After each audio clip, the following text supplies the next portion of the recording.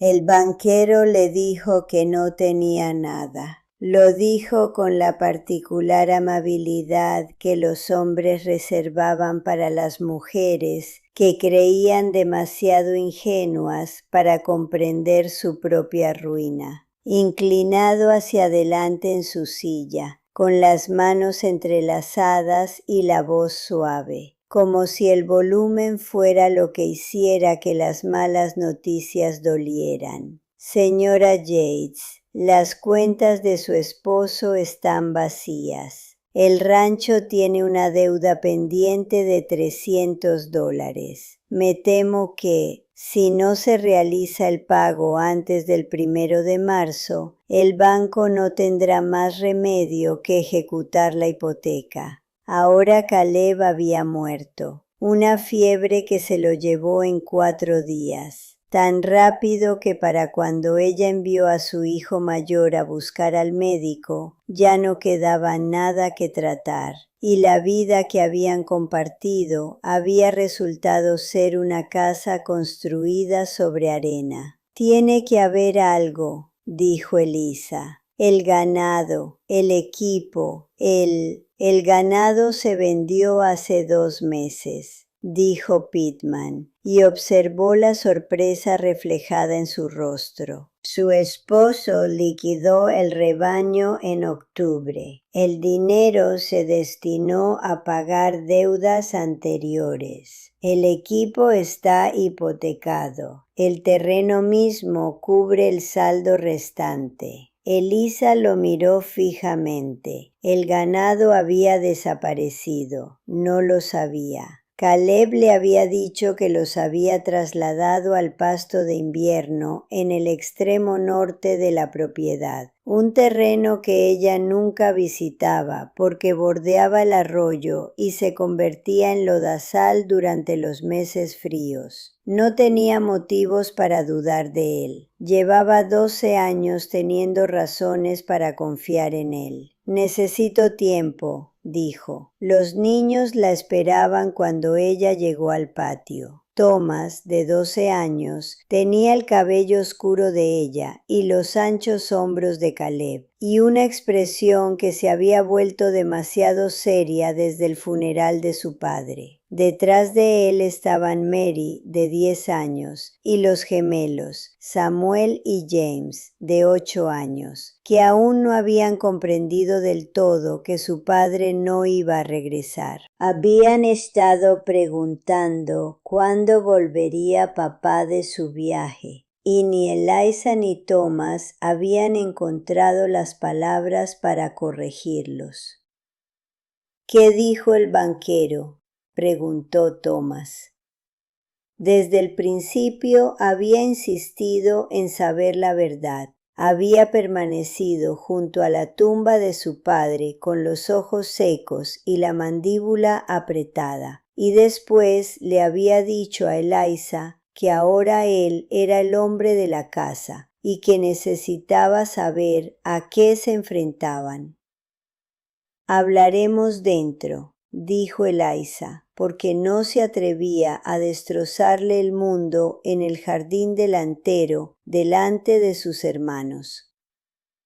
Esa noche, después de que los niños más pequeños se durmieran, se lo contó a Thomas. No lo arregló, murió. La brutalidad de las palabras quedó suspendida entre ellos, y el rostro de Thomas se contrajo por un instante, antes de recuperar la compostura que había mantenido desde el funeral. «¿Qué hacemos?»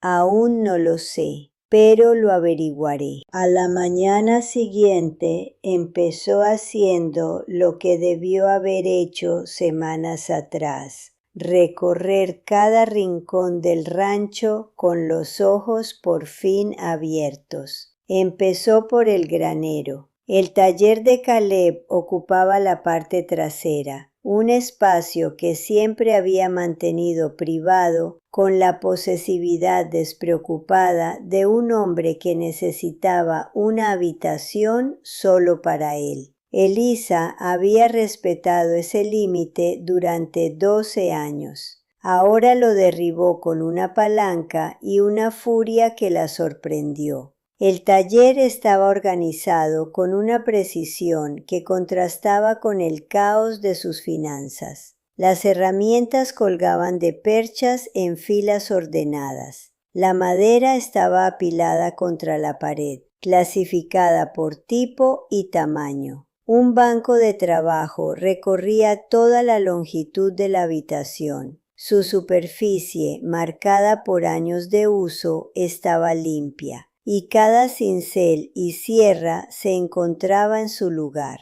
Lo que llamó la atención de Elisa fue el banco de trabajo, no las herramientas que había encima, sino los cajones de abajo, 6, pesados y profundos, cada uno con llave. Elisa nunca había visto las llaves, nunca había preguntado por ellas, del mismo modo que nunca había preguntado por las finanzas, el ganado, ni ninguna de las otras 100 cosas que Caleb había archivado bajo el lema «Yo me encargo». Rompió las cerraduras con un martillo. Los primeros 4 cajones contenían lo que esperaba. Recibos, libros de contabilidad, el rastro documental de un rancho en decadencia. Ahora podía ver la historia, plasmada en la letra cuidada de Caleb. 2 años malos para los precios del ganado, una sequía que arruinó la cosecha de heno, un préstamo para cubrir el déficit, luego otro para cubrir el primero, y después la lenta espiral de un hombre que hipotecaba su futuro para pagar su pasado. El 5.º cajón contenía cartas, docenas de ellas, atadas con cordel, dirigidas a Caleb por un hombre llamado Arthur Yates de San Francisco, el hermano de Caleb. Eliza había conocido a Arthur una vez en su boda y lo recordaba como un hombre ruidoso y generoso que había hecho fortuna en el transporte marítimo y la había gastado sin reparos. Las cartas abarcaban 3 años. Eliza desató el primer fajo y comenzó a leer. Las primeras cartas eran informales, noticias familiares, chismes de negocios, la correspondencia amena entre hermanos que vivían lejos unos de otros y se mantenían en contacto por escrito. Pero 6 meses después el tono cambió. Arthur tenía una propuesta. Había descubierto un yacimiento de plata en un terreno de su propiedad en Nevada. Aún no era una mina, solo una concesión respaldada por un estudio geológico que indicaba la presencia del mineral, listo para ser extraído. Necesitaba un socio, alguien que gestionara la operación mientras Arthur se encargaba de la financiación desde San Francisco. Él quería a Caleb. Con el paso de los meses, las cartas se volvieron más urgentes. Arthur describió el yacimiento con detalle, su ubicación, su rendimiento estimado y el equipo necesario para extraerlo. Le envió dinero a Caleb para que viajara a Nevada e inspeccionara el lugar personalmente. Le envió contratos, acuerdos de asociación y documentos que le otorgarían a Caleb una participación del 40% en lo que Arthur creía que sería uno de los yacimientos de plata más ricos del territorio. Y Caleb había dicho que no. Carta tras carta, negativa tras negativa, siempre con la misma explicación. No puedo dejar a Eliza y a los niños. El rancho me necesita. Encontraré otra manera. Eliza leyó esas palabras y sintió un nudo en el estómago. Caleb había rechazado una fortuna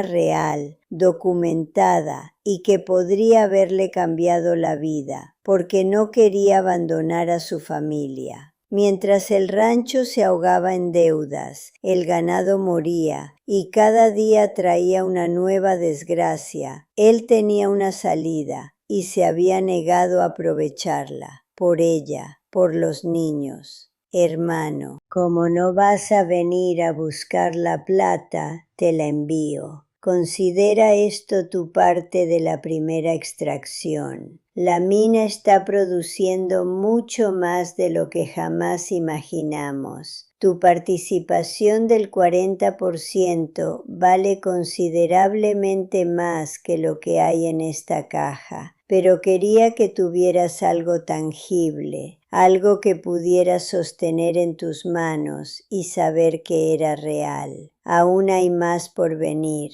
mucho más. Volveré a escribir cuando el próximo envío esté listo. Tu hermano, Arthur. Elisa sacó uno de los lingotes del cajón. Era increíblemente pesado para su tamaño, frío y denso, y reflejaba la luz del farol con un brillo opaco que no se parecía en nada a la plata reluciente de las joyas o las monedas. Era riqueza en bruto, sin pulir y sin rodeos, y reposaba en su palma como la respuesta a una plegaria en la que había dejado de creer. 6 lingotes. No tenía ni idea de cuánto valían. Caleb se encargaba de seguir el precio de la plata, no ella, pero sabía que era una cantidad considerable. Lo sabía porque la carta de Arthur hablaba de una participación del 40% de la primera extracción y de más por venir, lo que significaba que no se trataba de una ganancia inesperada. Era el comienzo de algo. Pero, ¿por qué Caleb no los había usado? Los lingotes habían estado guardados en su cajón bajo llave mientras el banco rodeaba su casa. Las deudas aumentaban y su familia comía cada vez menos. Había tenido la oportunidad de ahorrarlos y no lo había hecho. Elisa volvió a leer las cartas con más atención, buscando la respuesta. La encontró en la última carta que Caleb le había escrito a Arthur. Un borrador, nunca enviado, metido entre 2 páginas de un libro de contabilidad, como si lo hubiera empezado, se hubiera acobardado y hubiera ocultado las pruebas. Necesito los documentos de la sociedad, los oficiales, con el sello territorial. Necesito pruebas de que poseo el 40% de una operación minera legal. Sin eso, la plata es inútil. Es una riqueza que no puedo gastar sin arruinarnos. Envíen los documentos. Envíenlos pronto. No sé cuánto tiempo más podré mantener todo en orden. Se sentó en el granero hasta que la linterna se apagó, rodeada de los secretos de su marido, e intentó sentir lo que se suponía que debía sentir: ira por las mentiras, dolor por el desperdicio, gratitud por el intento, frustración por su fracaso. Todo se entremezcló en algo indefinible, una emoción propia de descubrir que el hombre al que había amado, enterrado y culpado, había estado librando una guerra que ella desconocía, con armas que él desconocía. A la mañana siguiente, Elisa hizo algo que Caleb nunca había hecho: pidió ayuda. Cabalgó hasta Cedar Bluff y encontró la oficina de telégrafos. El mensaje que envió a Arthur Yates en San Francisco fue breve: Caleb ha muerto. Encontré la plata. Necesito los documentos de la sociedad de inmediato. Elisa Yates.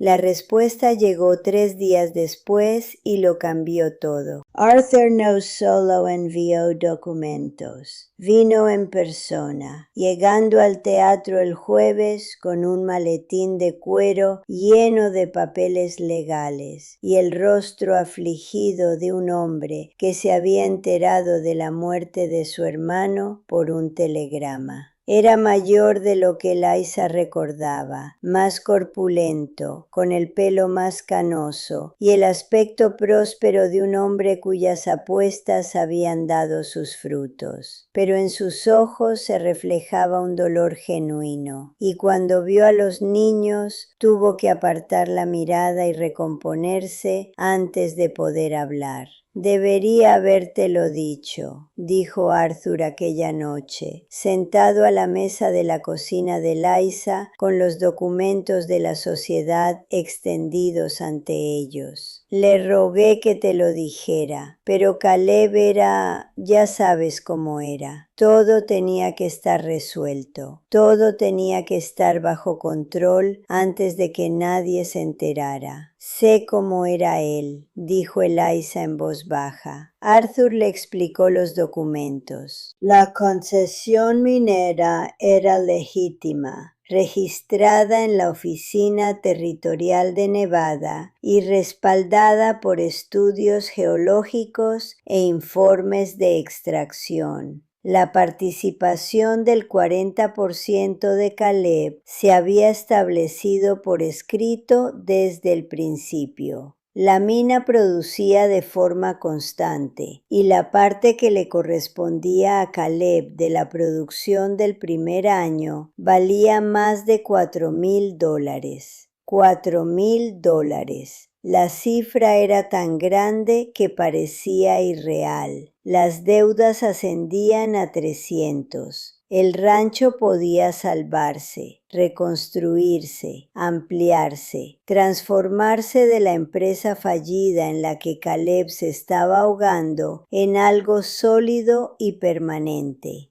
Aún hay más, dijo Arthur. La producción de la mina está aumentando. Tu participación crecerá. He abierto una cuenta a nombre de Caleb en un banco de San Francisco y te la transferiré con la documentación necesaria. No tendrás que preocuparte más por el dinero, Eliza. Jamás. Eliza miró los documentos, los lingotes de plata que aún reposaban sobre la mesa donde los había dejado, la carta de un marido fallecido que llevaba una fortuna en el bolsillo trasero mientras su familia comía frijoles y pan de maíz 3 noches a la semana. Lo absurdo de todo aquello, lo trágico, lo exasperante, lo desgarrador, la golpeó de repente y se echó a reír. No era una risa alegre, era de esas que rozan el llanto y a veces traspasan los límites de la propiedad.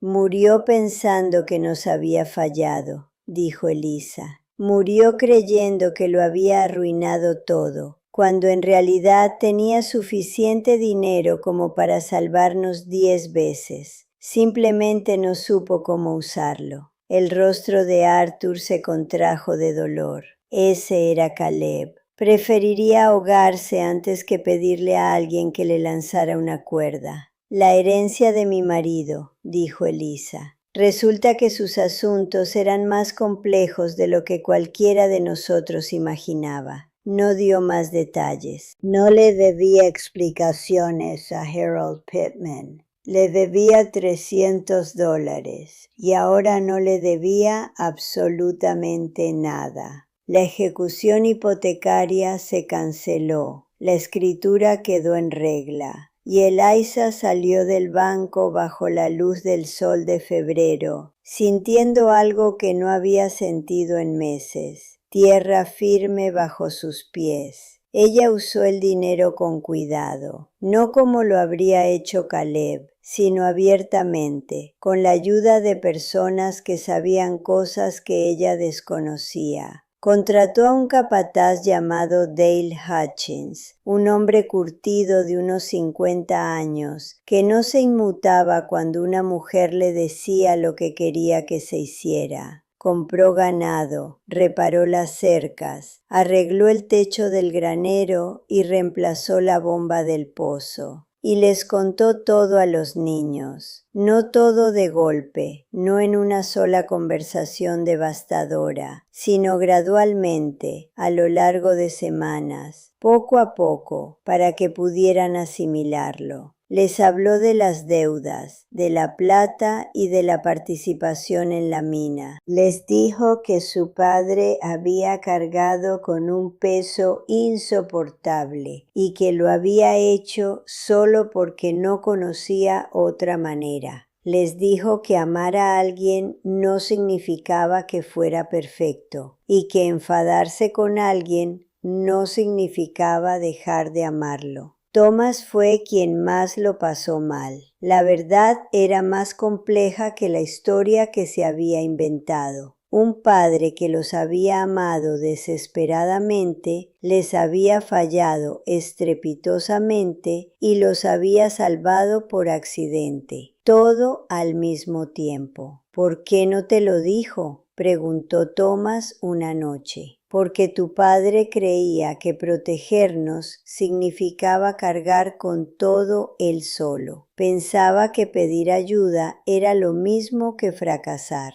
Elisa hizo una pausa. Se equivocaba. Y yo me equivoqué al dejar que lo creyera. Ambos cometimos errores, Thomas. La diferencia es que nosotros aprendemos de los nuestros. Los gemelos simplemente se adaptaron, como suelen hacerlo los niños de 8 años. Samuel se autoproclamó el cuidador oficial de las gallinas, y James se nombró la sombra de Dale, siguiendo al capataz con una solemnidad que hizo sonreír al viejo vaquero. La primavera llegó de golpe, como solía suceder en ese país. Una semana de barro y luego todo verde de repente, como si la tierra hubiera estado conteniendo la respiración todo el invierno y finalmente la hubiera soltado. Una mañana de abril, Elisa estaba en el porche y observaba a Dale llevar el ganado al pasto del sur, mientras Thomas cabalgaba a su lado en el caballo nuevo que ella había comprado, sentado en la silla con una seguridad que lo hacía parecer mayor de 12 años. Mary estaba en el jardín, plantando semillas con los gemelos, los tres discutiendo sobre el espaciado, con la tranquilidad propia de niños que ya han superado el miedo. El rancho había vuelto a la vida. No era la versión que Caleb había intentado construir solo, cargando con todo en silencio hasta que lo destrozó, sino algo diferente, algo compartido. Algo construido sobre la base de que la fuerza no reside en afrontarlo todo uno mismo. Se trata de saber cuándo abrir los cajones cerrados con llave y dejar que alguien más vea lo que hay dentro. Elisa seguía pensando en Caleb todos los días. Pensaba en su silencio, en su terquedad y en el amor imposible que lo había llevado a rechazar una fortuna antes que abandonar a su familia, aunque solo fuera por unos meses. Pensaba en la plata que guardaba en el cajón de su taller mientras sus hijos pasaban hambre, y sentía ira y ternura a partes iguales, porque así era amar a un hombre complejo, albergar ambas verdades a la vez y no permitir que una anulara a la otra. Elisa acarició las palabras con los dedos y sintió cómo su verdad se le clavaba en los huesos. Él había cargado con más de lo que ellos sabían, más de lo que ella sabía, más de lo que los niños sabían, más de lo que cualquiera que observara su rancho en decadencia desde fuera podría haber imaginado. Y al final, aunque lo había hecho todo mal, el secretismo, el silencio, la obstinada negativa a compartir sus cargas, lo que había cargado había sido suficiente para salvarlos. No por la plata, aunque la plata sí había sido importante, y una madre que lo había hecho, que lo decía cada día, en cada decisión, en cada puerta que abría, en cada carga compartida y en cada conversación sincera, que había aprendido de los errores de su marido la lección más importante que él jamás pretendió enseñar, que lo más fuerte que una familia puede hacer es sobrellevar las dificultades unida, incluso cuando es pesado. Especialmente cuando es pesado. Es entonces cuando más importa.